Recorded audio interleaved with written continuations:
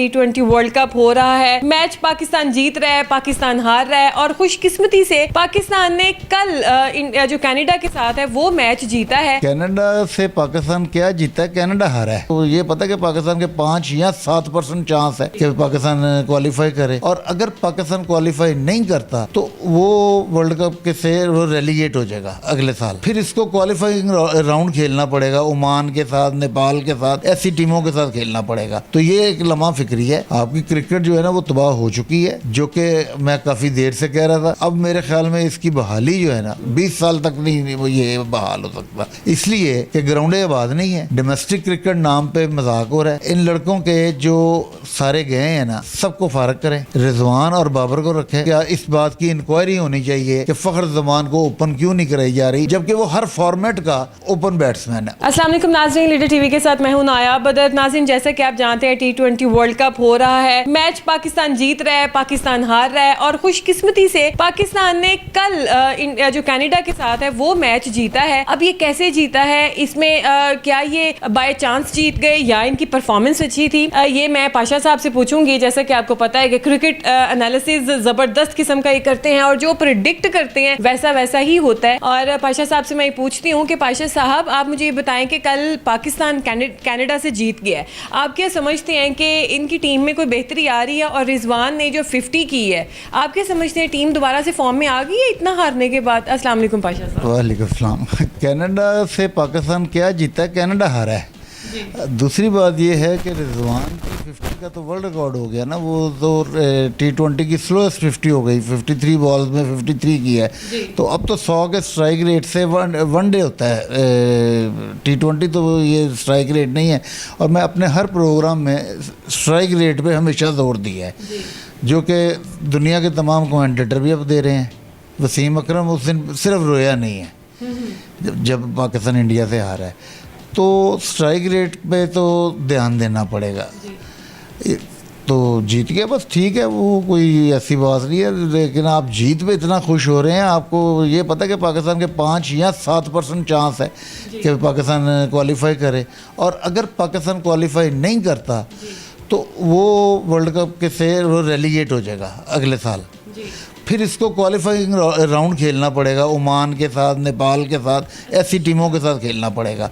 तो ये एक लम्हा फिक्री है।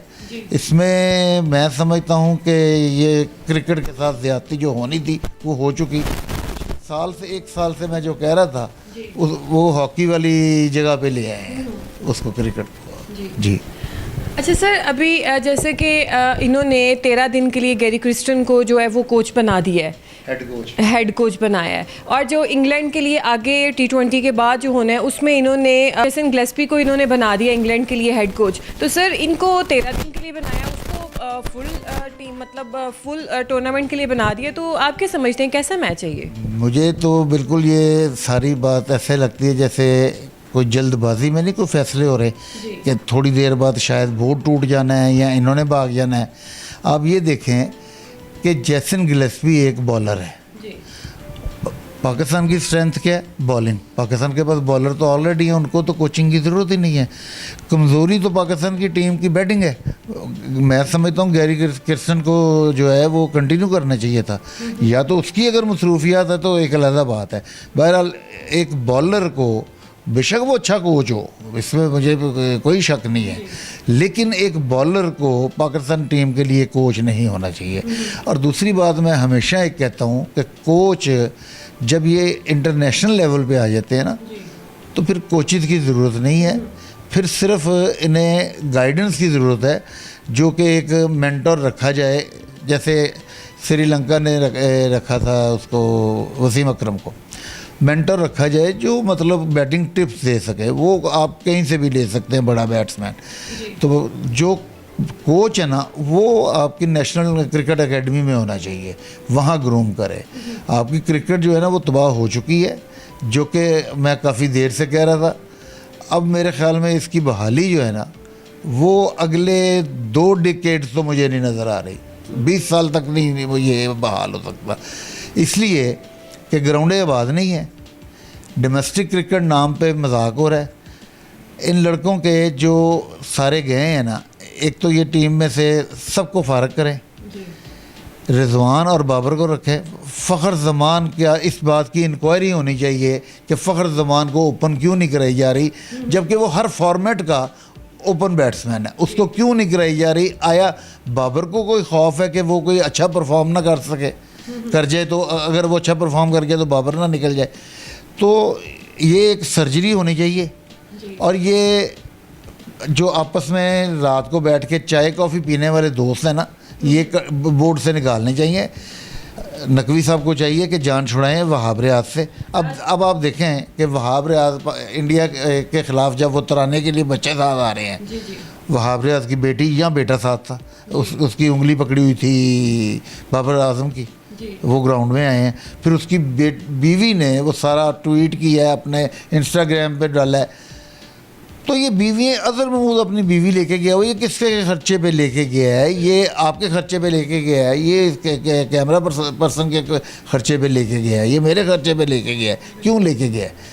ये तो ये ऐसे ही है कि हलवाई की दुकान पे नाना जी की फातेह हो रही है। मुझे नहीं समझ आ रही कि ये बीवी इनकी अमेरिका की सैर करने, अच्छा फिर वो $25 लेके वो कर रहे हैं, ऑटोग्राफ दे रहे हैं, छोटे मोटे स्टोर्स की ओपनिंग कर रहे हैं, रेस्टोरेंट में जा रहे हैं। उनको हार की शर्म ही नहीं है। आप यकीन करें कि हम स्कूल में जब क्रिकेट खेलते थे ना, तो हम इतना दिल पे लेते थे कि अगर हार जाते थे ना तो मतलब और कुछ नहीं तो लड़ाई हो जाती थी हमारी। इनको तो बिल्कुल ही शर्म नहीं है। अब ये बिल्कुल आई वॉश करने की कोशिश की जा रही है कि जी बाबर आजम ने 2 दिन से खाना नहीं खाया। भाई ना खाए, जो पाकिस्तान में लोगों ने टीवी तोड़े हैं उसके पैसे बाबर आजम ने देने हैं। और बाबर आजम जो है वो पाकिस्तान की ये फैंस की वजह से बाबर आजम है, वरना क्रिकेटर तो और भी बहुत है। सर, जैसे आपने कहा नकवी साहब को चाहिए कि सर्जरी करें टीम में। नकवी साहब ने कल परसों एक बयान भी दिया, उसमें आया कि टीम में बड़े ऑपरेशन की ज़रूरत है। अब उनका इशारा किस तरफ था? वो कौन से ऑपरेशन की तरफ इंडिकेट कर रहे हैं कि हम ये करेंगे? मेरे ख्याल में बड़ा ऑपरेशन जो है ना, अब क्या ये जो 4 बॉलर हैं आप इनको निकालेंगे नकवी साहब, या बाबर आजम को निकालेंगे, या फ़खर ज़मान को निकालेंगे, या रिजवान को निकालेंगे? नहीं निकाल सकते। आपकी सबसे बड़ी प्रॉब्लम ये है कि आपके पास आपकी टीम में 5 ओपनर हैं। 5 ओपनर का से मुराद ये है कि आपकी मिडल ऑर्डर है ही नहीं।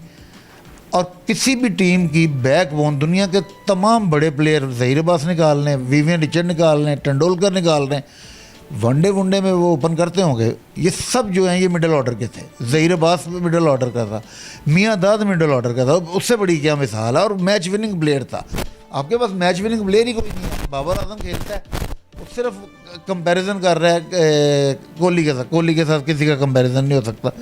मुझे माजरत के साथ उसकी मिसाल देनी पड़ रही है, लेकिन उसके साथ किसी का मैच ही नहीं है। नॉट इवन गवास्कर और तेंदुलकर का भी मैच नहीं है। कोहली जितना बड़ा वो मैच विनर है, बाबर आजम मैच विनर नहीं है। मैंने नहीं आज, रिजवान मैच विनर है। इसको मिडिल ऑर्डर में लाएं, इसको ओपन ना कराएं, क्योंकि उसके पास शॉट है टांग पे, वो हर गेंद को टांग पे खींचता है। तो मिडिल ऑर्डर में तो वो चल सकता है, क्योंकि वो सिंगल भी तेज़ लेता है। तो उसको मिडिल ऑर्डर पे लाएं, ओपन में उस पर रखें। ये सर्जरी मेजर नहीं कर सकता, यानी कि ये आपका ख्याल है कि 15 के 15 बदल देगा, नहीं बदल सकता। ये सिर्फ वो आवाम का गम गुस्सा कम करने के लिए ये बयान था। अगर सर्जरी करनी है ना, सारे सिलेक्टर्स निकाल दो, जिनके साथ रात को बैठते हो ना आप, उनको निकाल दो। आप वहाब रियाज को निकाल लो सबसे पहले, जिसके घर बैठते रहे हो आप। जी, तो नाज़रीन, गुफ्तगू आपने सुनी। बेंच स्ट्रेंथ ही नहीं है तो ये किसको निकालेंगे और किसको लेकर आएंगे? तो ज़रूरत इस अमर की है कि आप, पाकिस्तान भरा पड़ा हुआ टैलेंट के साथ, आप टैलेंट को लेकर आएँ। आप फेवरेटिज्म में अपने चक्रों में पड़ जाते हैं, तो इस तरीके से नहीं करना चाहिए। और हमारे पाकिस्तानी बैट्समैन, बॉलर्स का, हमारी क्रिकेट टीम का हाल ये देखिए कि $25 में अपने जो सिग्नेचर्स हैं वो छोटी छोटी वहाँ की शॉप्स हैं उनकी ओपनिंग कर रहे हैं। तो ये स्टैंडर्ड है। आप यहाँ से ये चीज़ें करने जाते हैं, आप तो खेलने जाते हैं इंटरनेशनल लेवल पे, अपनी फैमिलीज़ को लेकर जाते हैं। मेरे ख्याल से ये क्रिकेट टीम, क्रिकेट मैच कम और पिकनिक जो टीम है वो ज़्यादा लगती है। हमें दीजिए इजाज़त। अल्लाह हाफ़िज़।